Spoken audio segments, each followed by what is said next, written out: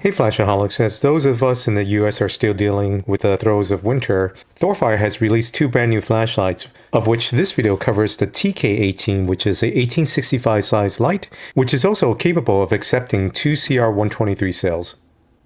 So the TK18 arrived in this cardboard box with the sticker on it identifying the model, this foam lining, as well as two spare O-rings.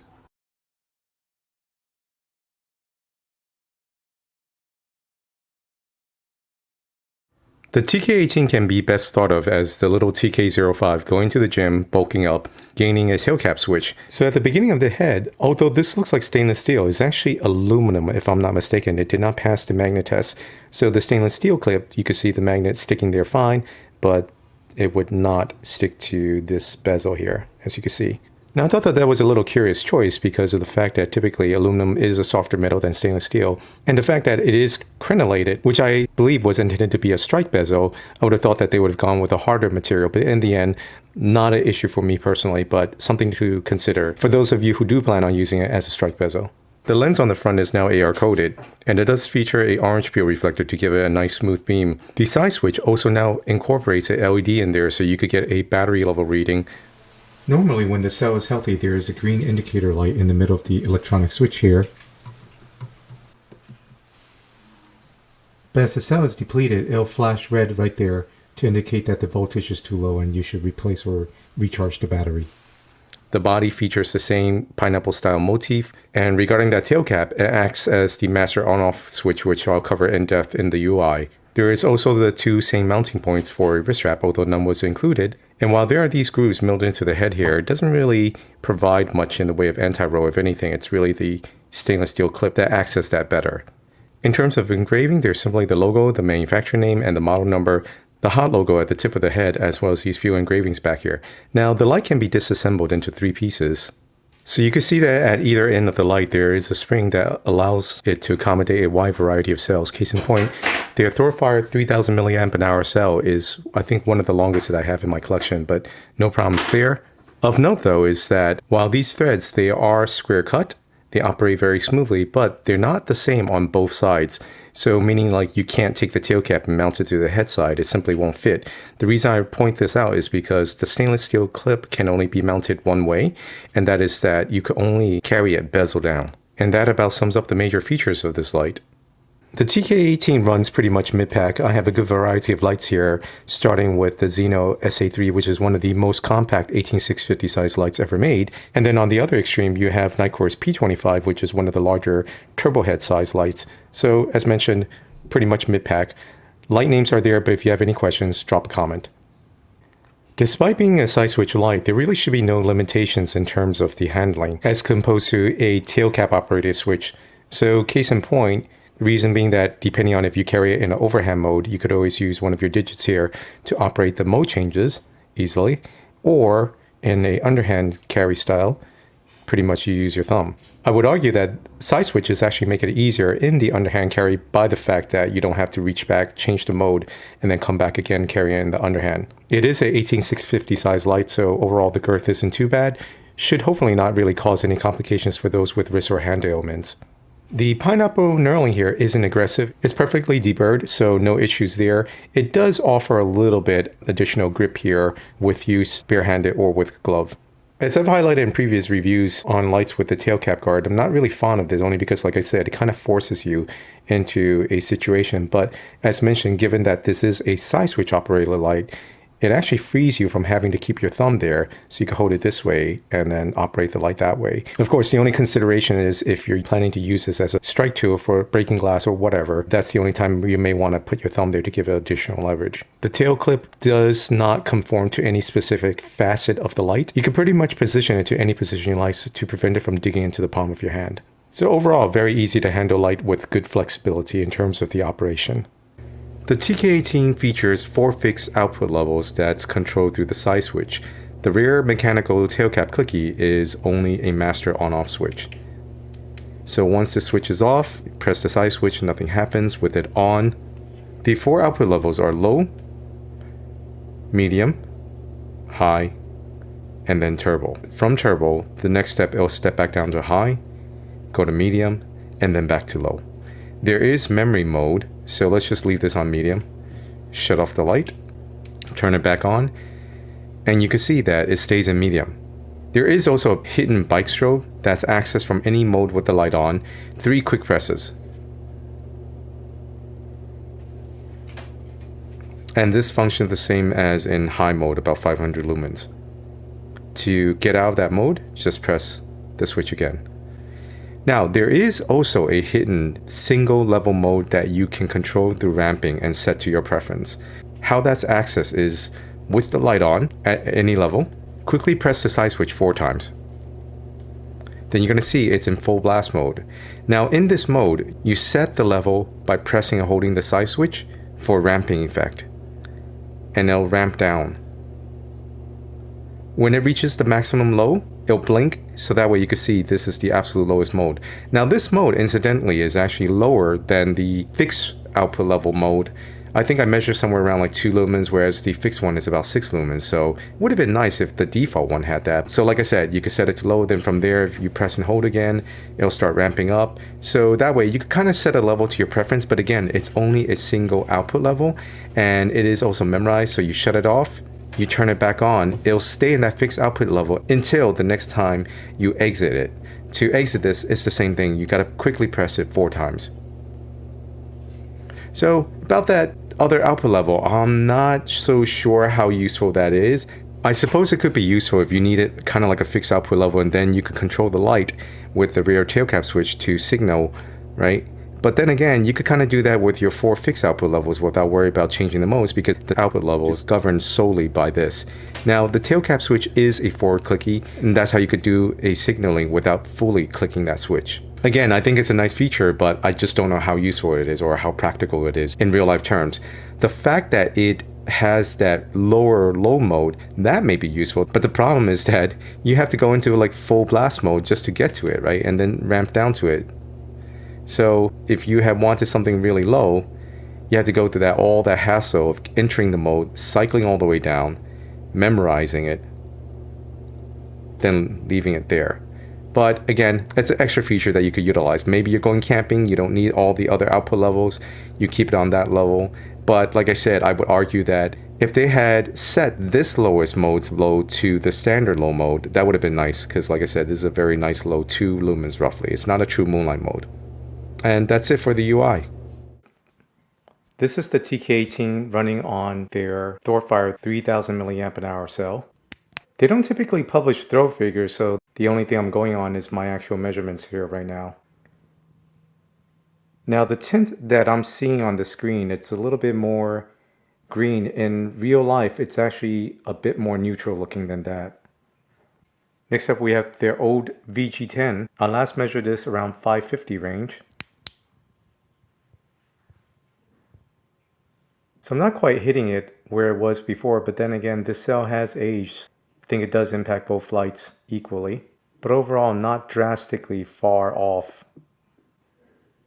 So the TK18, despite having a XP-L2 non-dedomed emitter coupled to a orange pure reflector, still put out a decent 508 lux, which translates to a tick above 8000K candela and 180 meter beam distance. By comparison, its older brethren, the VG10, with the XML2 emitter and a smooth reflector, not to mention a slightly larger one overall. This time around, I only got 516 versus 550-ish previously, which translates to 8.2K candela and 182 meter beam distance. So not bad, all things considering that, again, given its size, as well as the orange pure reflector, that it was able to keep up with the older generation emitter, but in a dedicated thrower config. Due to the orange pure reflector, it does have a smoother transition and a fatter hotspot. The overall spill is roughly about 80 degrees, but that center hotspot, the tighter part, is about 20, but the overall, I would say, is roughly about 40 degrees there. Now, by comparison, here's their older VG10 model, which was designed as a thrower with a smooth reflector. The overall beam is tighter at roughly about 70 degrees, and the center hotspot, which I'll step down in a second, is roughly about 20 in the center and maybe 30 max. And here they are side by side. As you can see, the VG10 on my right hand side has that more defined, tighter hotspot, whereas the TK18 has that broader hotspot. And this is especially noticeable when white wall hunting, or in my case, desktop hunting. The VG10, as you can see, with that very tight hotspot, and a more defined transition, meaning like a sharper transition between the hotspot and the spill, versus the TK18 on the left-hand side, which has that fat, broader hotspot and a more gradual transition out of it. I'm currently using the Xeno VG10 as a control light, if you will. That shed is about 50 feet back. That particular tree is roughly 60 feet. And overall, the colors are pretty close to real life. Although I think what I'm seeing on the screen is a little bit cooler. In real life, it's a little bit more neutral. But this should give you an idea of the foliage color as well as the throw. So again, this is Xeno G10. And I'm going to switch over to the TK18 soon. So the TK18, as you can see here, very nice floody beam, very smooth, and also a fairly neutral tint color. It's very, very nice.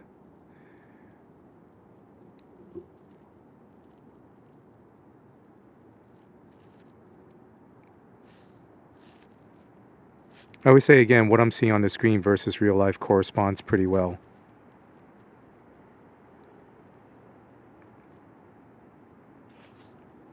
So by comparison, here's ThorFire's original VG10, which was geared as a thrower and much cooler in tint color. As you can see, more of that tunnel beam vision. But with a tighter hotspot versus TK18 right here. Side by side, you can see the difference in the tint color right there. Then on the foliage here.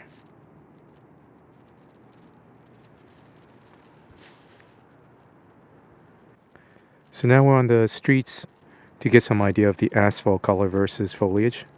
It's winter, so not too much of it.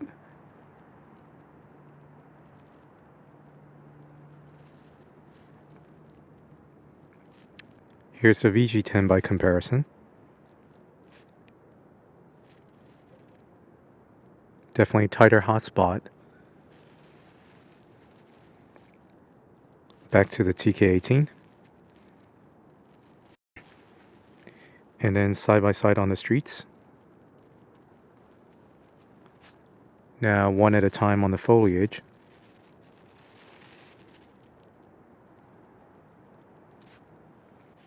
So now we have a mixture of stone pavement and foliage. I would say what I'm seeing in real life, the tint is a little bit warmer. In real life, it's not as warm. Again, to me, it's a very, very nice neutral white.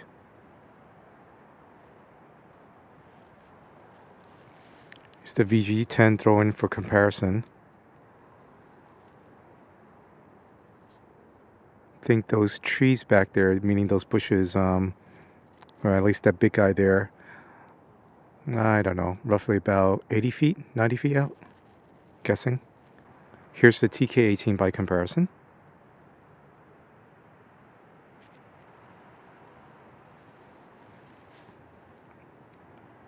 Back to the VG10.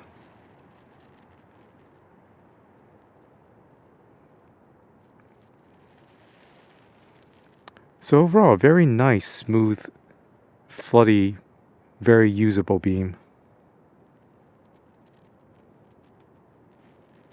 In terms of the tint, the TK18 is actually fairly neutral for a cool white.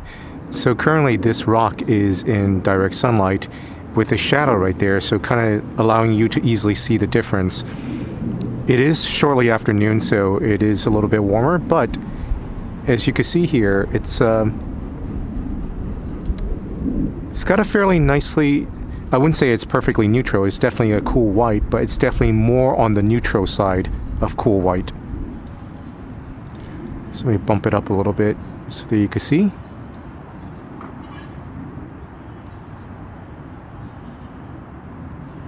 Now on the screen I'm seeing a slightly greenish tint than in real life. In real life it's not that green.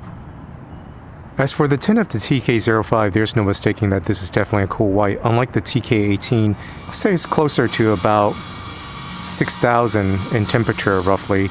This rock is in direct sunlight, there's a shadow there, but even then you could kind of clearly see the tint here is a little bit bluish. Apologies for the noise, there's some construction going on around here. And now here it is on some foliage. This part is in the shadow, so you could kind of see the difference between the tint, but basically, as mentioned, there's no mistaking it for cool white, but as previously mentioned, on the more neutral side of cool. By comparison, here's the TK05's tint, which is definitely more of a cool white versus this.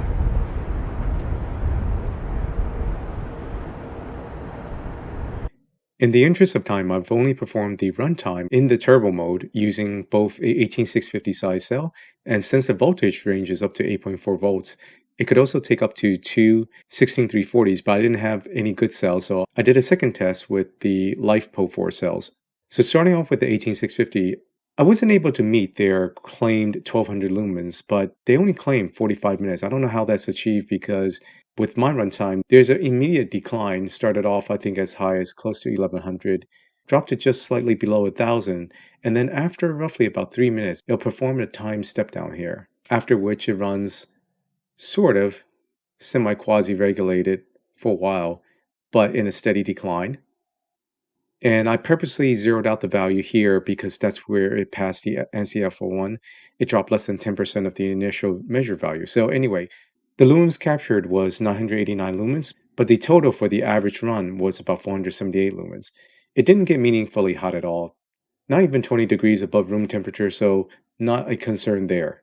With the LifePo4s, it did get a slight boost in the output. I did hit 1060 at the 30-second mark, but it has the same step down after about 3 minutes, but this time a little bit higher, right? So it averages roughly about 500 lumens here, but the entire for here, as well as this step down and then that huge decline there before it reaches 10% of output, that was only 295 lumens. I unfortunately, like I said, didn't have any good cells, 16340s. I will be getting that in the future, but for now, my advice is if you do use the light in short bursts and are pretty good about keeping your cells charged, I would recommend sticking with two LifePo4s or two CR123s, in which case that'll give you a nice boost in output. And as you can see, versus the 18650, not as steep a decline throughout the first 3 minutes before the step down. But if you do need the longer run times, then of course stick with your 18650 cells, but this is what you can expect after the step down.